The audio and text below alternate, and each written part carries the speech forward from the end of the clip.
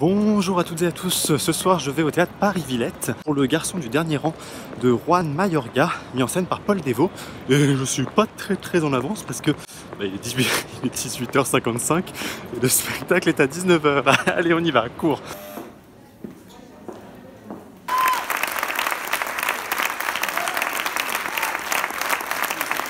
Alors, déjà ce qu'il faut dire c'est que normalement c'est pas complètement ma came ce genre de théâtre, c'est très linéaire, très narratif, mais bizarrement, toute la première demi-heure en tout cas j'ai été pris par l'histoire. Donc cette histoire de ce prof qui demande une rédaction à ses étudiants et ils sont tous nuls, et sauf un qui lui pond une rédaction assez intéressante, bien écrite et qui...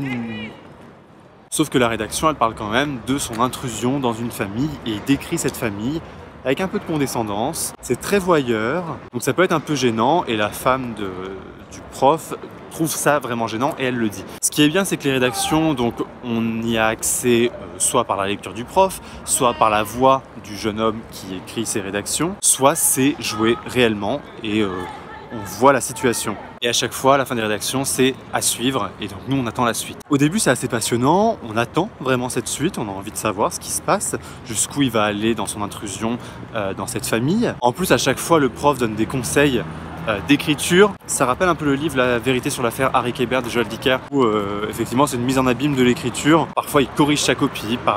Donc la scène est rejouée sous un angle un peu différent. Et on voit que tout le monde prend du plaisir à lire ces rédactions. Le prof, mais aussi sa femme, même si elle continue à critiquer tout ça. La femme qui est galeriste, et d'ailleurs il y a un discours sur l'art contemporain de temps en temps qui arrive par moment, et franchement on sait pas trop ce qu'il fout là, parce que c'est pas non plus un discours passionnant sur l'art contemporain, même plutôt une critique à charge. Bah ça franchement je me suis un peu demandé ce que ça foutait dans la pièce, parce que c'est pas le propos. À la limite il y a peut-être un parallèle entre l'art contemporain et la littérature classique. Pas la meilleure idée du texte. Ce qui est dommage, c'est qu'à un moment, le prof trouve qu'on commence à s'ennuyer dans les rédactions du gars. Et le problème, c'est que nous aussi, en fait, on s'ennuie. Parce que ce qui n'est pas passionnant dans ces rédactions ne l'est pas sur scène. C'est un moment où la mise en scène n'aide pas, puisque le seul accès qu'on a à ces rédactions, c'est la restitution par les acteurs de façon réaliste dans la maison. Parce que c'est intéressant parfois d'avoir juste le texte et pas l'illustration du texte. Et puis surtout, on arrive à un moment où on se demande où va ce texte. La scénographie, je la trouve assez bien exploitée franchement. Sur 2 étages, une maison. Pareil, par moment, il y a de la vidéo qui est un peu illustrative aussi. En fait, c'est peut-être ça le défaut de cette mise en scène, c'est que vraiment, on comprend tout.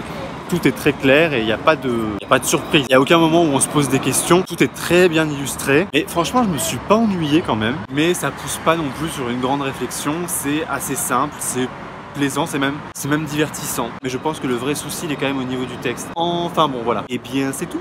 À bientôt.